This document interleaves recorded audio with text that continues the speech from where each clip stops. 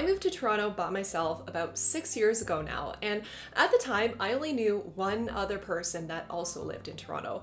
This actually happened to be one of my closest friends from high school, but within a few months of me moving, we actually had a fallout and we stopped being friends, and that left me with no friends in Toronto. All of my other friends were in different cities and were busy with school or work, and I didn't really have anyone to hang out with or talk to who lived close by. Now, this all happened right after I graduated university, so that meant that I had spent the last 16 years in school in an organized setting that brought me together with the same people on a regular basis, which pretty much did all the hard work of making friends and keeping friends for me. I had like built-in automatic friends up to that point. And so when I found myself out of school in a new city where I knew nobody and I hadn't found a job yet, for the first time in my life, I had no outside forces helping me to make friends. And that was when I was hit with a huge wake-up call that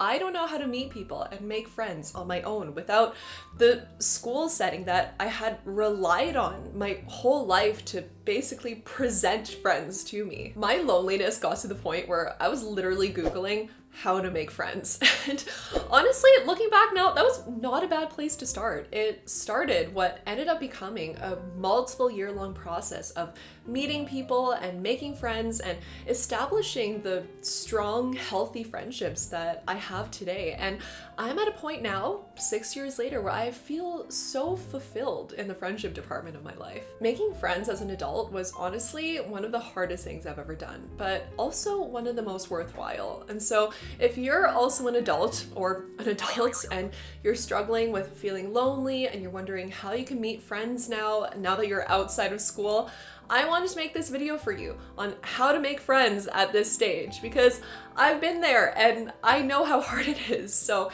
in this video, I wanted to share 8 tips on how to make friends as an adult, and hopefully they make this process a little bit easier for you. I definitely wish there was a video like this out there 6 years ago when I was going through this. Tip number 1 is to reach out to old friends who you've lost touch with. We all have at least one friend who we just lost contact with over the years as life happened and who we wouldn't mind talking to again. And I think this is one of the things about friendship that makes it unique to any other relationship, in that you guys could go years without talking, but then when you do meet up again, you just pick things right back up. Friendships do have a natural ebb and flow to them. And so maybe with this one friend that you have in mind, you guys were just in a quieter season, and all it takes to move into a livelier, more energetic, more fruitful season is to reach out. I know this can feel hard because you're worried that you might be bothering them or that they've moved on with their lives, but honestly, when I think about the times that I've heard from people from a past period in my life, I have never thought anything along these lines. I'm usually like, oh my God, I'm so happy that they reached out. And that makes me want to talk to them even more. Typically, it means a lot to people when they hear from old friends. And even if it's just a simple, hey, how are things? This thing reminded me of you. That simple message can go such a long way. So during that time when I was like friendless in a new city and trying to make new friends, I actually reached out to one of my old high school friends who I had lost touch with all throughout undergrad. I saw one day that she posted on Facebook saying that she's now working in Toronto and in a career that I was actually interested in pursuing at the time. And so obviously I creeped her profile and I found out that she also graduated from the master's program that I was thinking of applying to. And so I just messaged her. I just said, hey, it's been a while.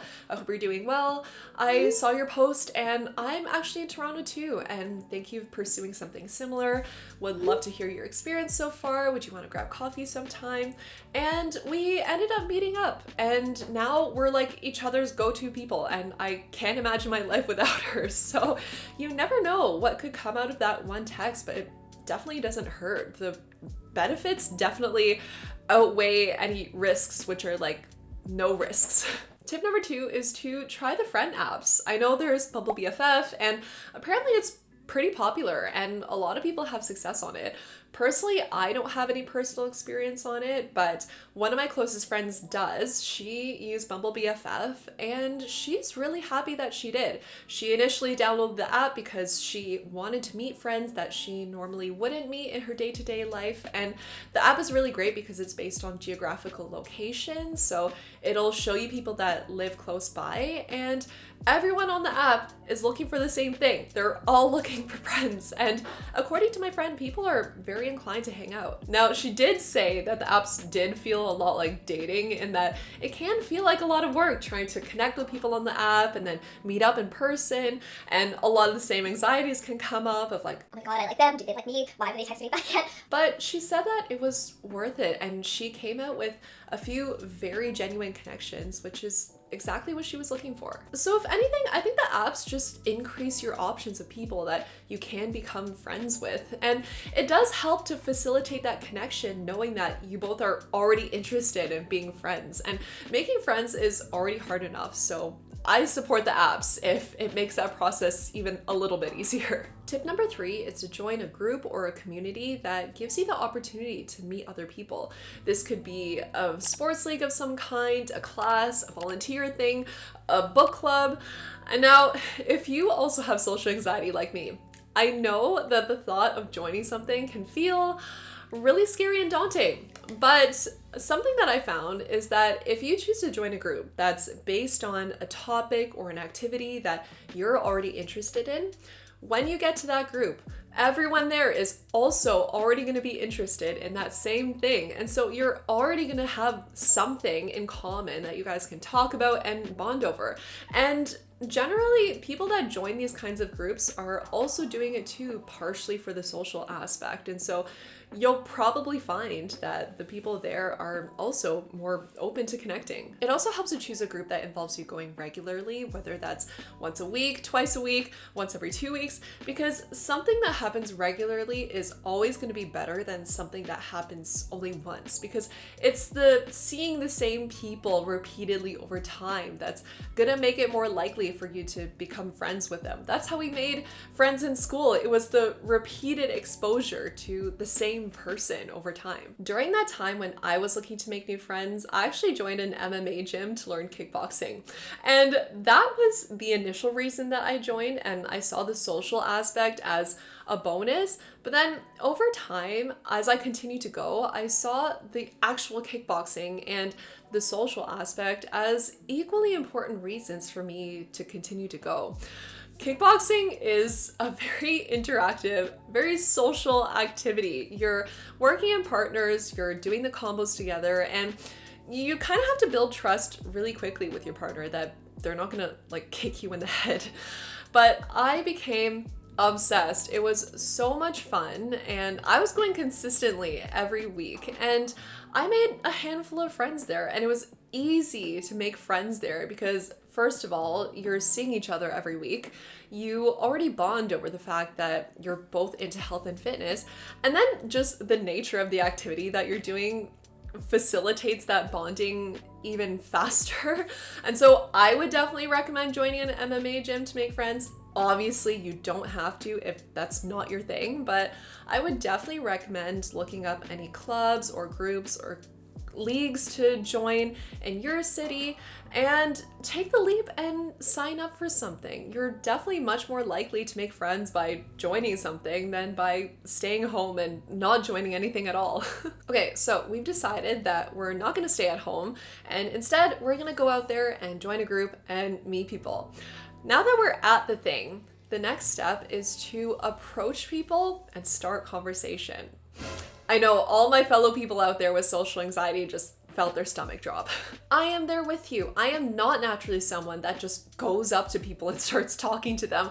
I'm usually someone that waits for people to come up to me. Like in university, I don't know if I would have had any friends if people didn't come up to me. Like I was so passive. I was like a starfish. I would just sit there waiting for friends to come and adopt me. Now, I would not recommend this, okay? Do not do what I did. The starfish method does not work in the real world.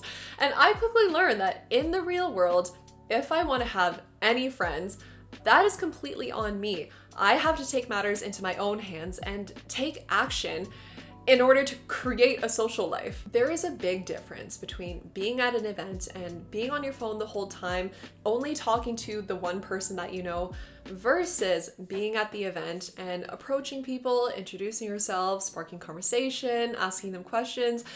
You just get so much more out of that experience when you put in that effort. Now, even if you do agree with me that you do have to be the one to make the effort, that might still not take away the anxiety of approaching someone. And this is a very valid, very real fear. We're afraid that the other person isn't gonna like us, that they're just gonna brush us off, or that they already have their friends, so they're not gonna wanna talk to us. The thing is, if we go into social interactions already assuming that people aren't going to like us and that they're not going to want to talk to us, that actually makes us come off as colder and more aloof and withdrawn and just overall not as likable. And so it actually becomes this self-fulfilling prophecy where our fear of not being liked actually makes it more likely that we're not going to be liked.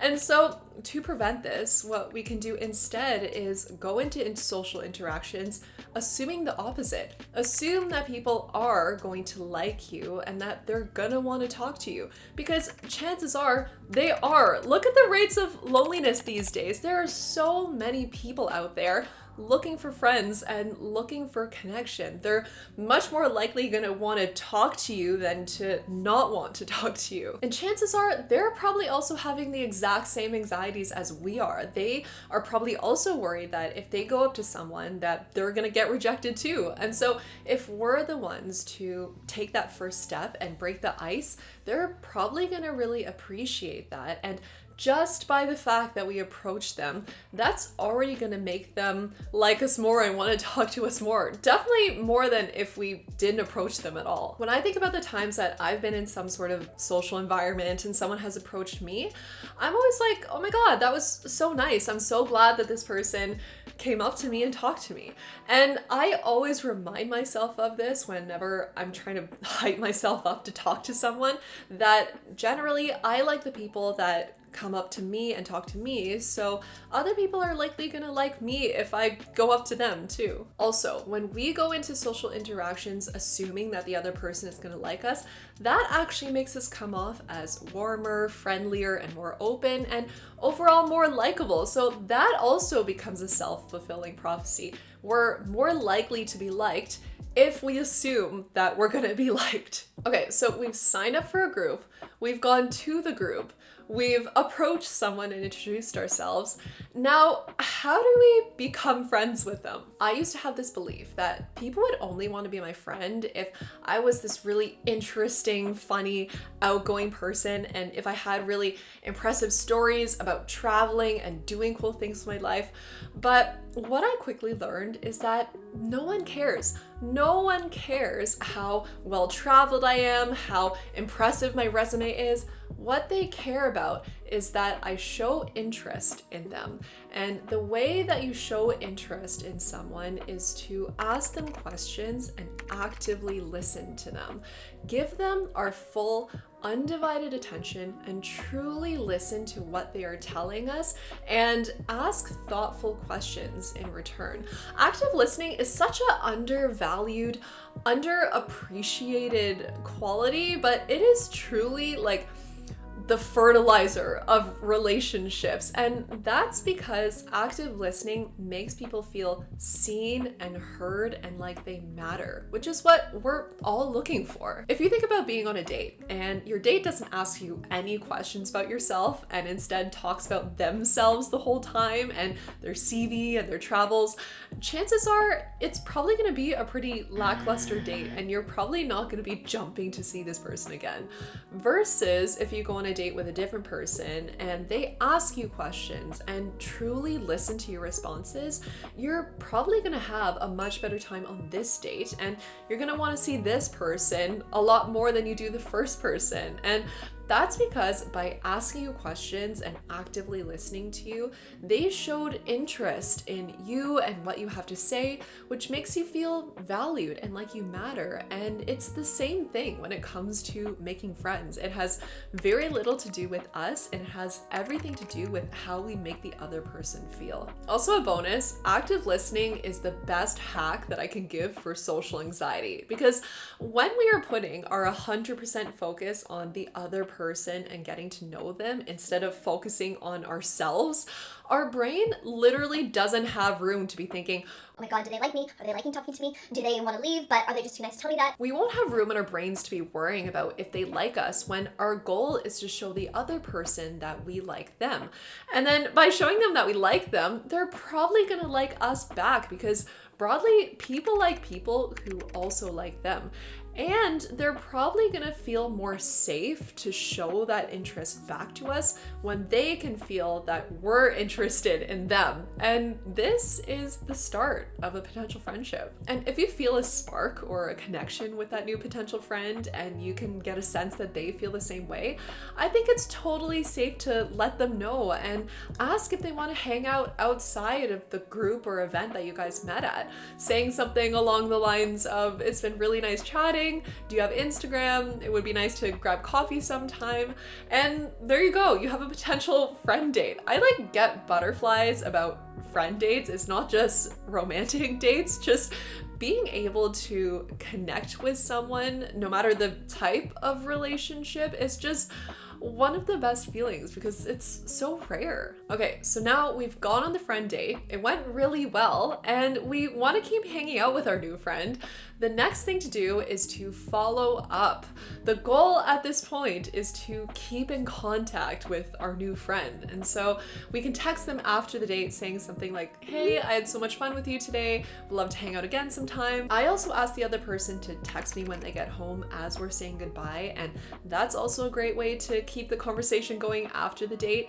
And it makes the other person feel cared about because we care to know that they got home safely. And as we mentioned, people pay attention to how we make them feel. Following up is really such a key part of making friends, because how many of us have gone on one friend date with someone? It went well and we would definitely see them again. And maybe even as we said goodbye, we said to each other, oh, it'd be nice to do this again sometime. But then it never actually happens. It's because there was no follow-up. We need to put in the effort to keep the conversation going. I really like to do this by sending the other person memes and TikToks and podcasts until the next time I see them. And that conveys to them that I'm thinking about them, which again makes them feel valued and like they matter. The next tip is to be consistent. Friendship, like any other relationship, is maintained through being consistent. And this doesn't necessarily mean that you guys are seeing each other every single week. It could be, but it could also mean that you're seeing each other once every 2 weeks, every month, every 2 months, just as long as you guys are seeing each other on a regular basis at whatever frequency works for the both of you. It's really not uncommon to have to schedule hangouts weeks in advance now that we're all adults with responsibilities and stuff. And people are understanding of that. And just the fact that you're blocking out time for someone in itself is already really meaningful.